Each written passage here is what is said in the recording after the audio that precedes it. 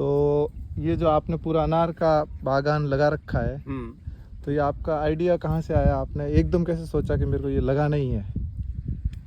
मैं सरकारी सेवा में रहते हुए जब सेवानिवृत्ति का समय नज़दीक आया, तब मेरे दिमाग में आया कि सेवानिवृत्ति के बाद अपन को क्या काम करना है।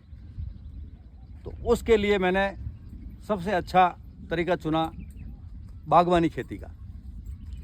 तो बागवानी खेती के लिए मैंने मेरी सेवानिवृत्ति से करीब 3 साल पहले ये मेरे बगीचे में अनार के पौधे लगाए। अनार के पौधे मैं शुरुआती 3 साल में मैंने इनके पौधे लगाने में 2 साल के अंदर इनकम नहीं मिलती है। 2 साल इन पौधों की देखभाल करनी पड़ती है।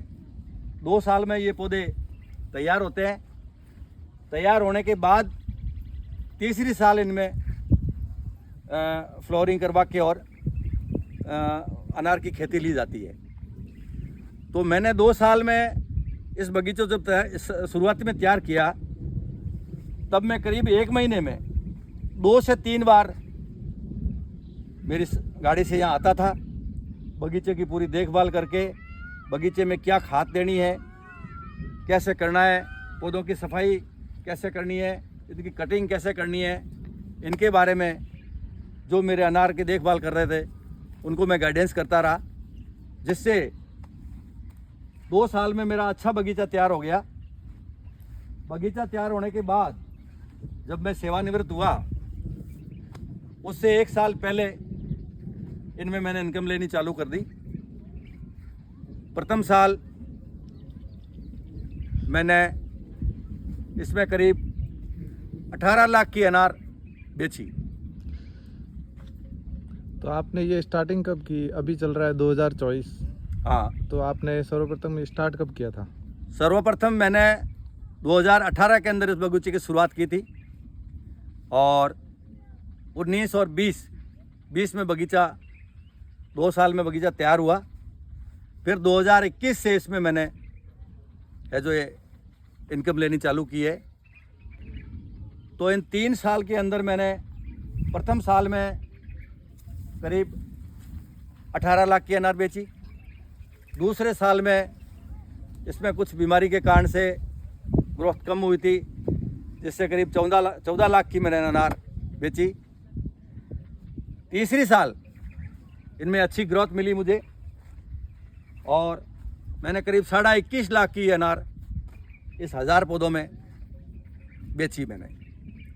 तो इस प्रकार से जो ये बागवानी खेती है, कम पानी में और अच्छी इनकम और कम ज़मीन, जैसे सरकारी 6 बीघे ज़मीन है, तो सरकारी 6 बीघे ज़मीन के अंदर ये 1000 पौधे लगे हुए हैं। तो 6 बीघे ज़मीन के अंदर इतनी इनकम बागवानी खेती से ही संभव है और दूसरी किसी खेती से संभव नहीं है।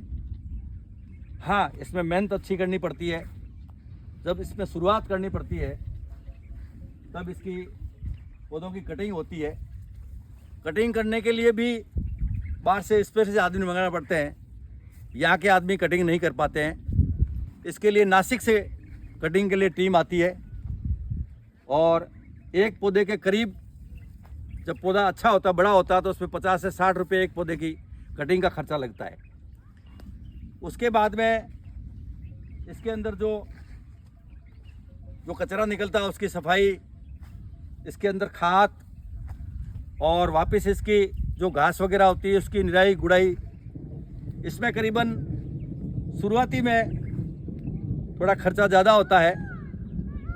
और उसके बाद में है जो इसमें सिर्फ इस चीज़ का ध्यान रखा जाना ज़रूरी है कि जो फ्लोरिंग शुरू होती है उस टाइम में इन पौधों के ऊपर कीट है, या जब फ्रूटिंग शुरू होती है तो इस पर एक कीट होता है थ्रिप्स। सबसे ज़्यादा शुरुआत में ध्यान रखना पड़ता है इसमें थ्रिप्स का। थ्रिप्स एक होती है, जैसे जो इस पौधे पे फ्रूट शुरू होता है तो थ्रिप्स उस फल के ऊपर उसको चाटना शुरू कर देती है, जिस कारण से इस अनार का जो अंत समय में जो कलर होता है वो सही कलर नहीं ले पाती है और उनके ऊपर डॉट हो जाते हैं, जिस कारण से उसकी है जो इनकम, उसकी रेट है वो कम मिलती है।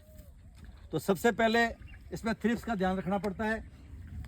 थ्रिप्स के बाद में कई बीमारियाँ इसमें आती है, जैसे इसके ऊपर एक टिपकी की बीमारी होती है और दूसरा एक मकड़ी की बीमारी होती है। मकड़ी है जो इस फ्रूट को चाट जाती है, चाटने के कारण से ये जो अनार का फ्रूट है वो चीकू टाइप हो जाता है, जिससे इसके भाव बिल्कुल ही कम आते हैं। तो मुख्य जो है ये 3-4 चीज़ों की इसमें पूरे ध्यान रखना पड़ता है। इसके बाद अगर सही तरीके से ध्यान रखा जाए तो एक पौधे पे करीब आपको 50 से 60 किलो अनार मिल जाती है। इस हिसाब से कम 40 से लेकर के 60 किलो तक इसमें मिलती है। इस प्रकार से इस बगीचे में करीब 40 टन, 40 से 50 टन के बीच में अनार मिल जाते हैं।